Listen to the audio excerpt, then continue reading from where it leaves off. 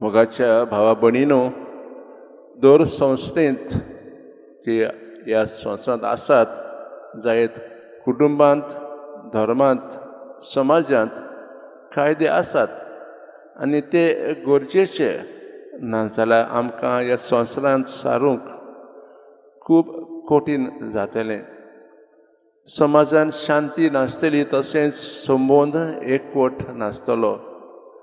आजच्या वास्तवान 10 मानदंडांतली एक कायद्याचेर सोनवार दीस पवित्र दवरप जेजू शिकवण दिता.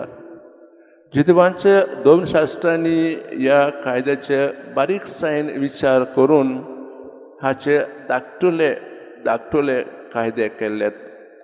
जेजूचे शिश्य हो कायदो मोडटात म्हूण फारिसेव लोक जेजूचेर तक्रार करतात. पूण जेजू शिश्यांची राखण करता.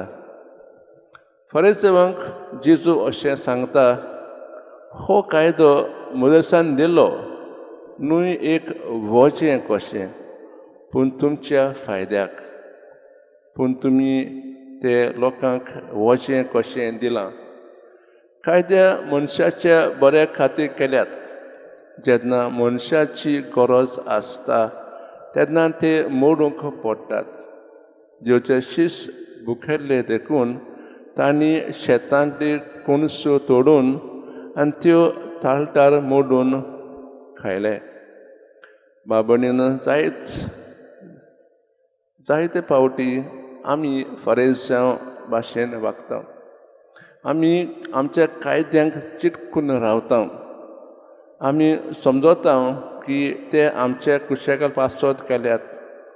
तर हो विचार आमच्या मनांत रिगूंक आयज आमी खास करून देवा लागीं मागुया.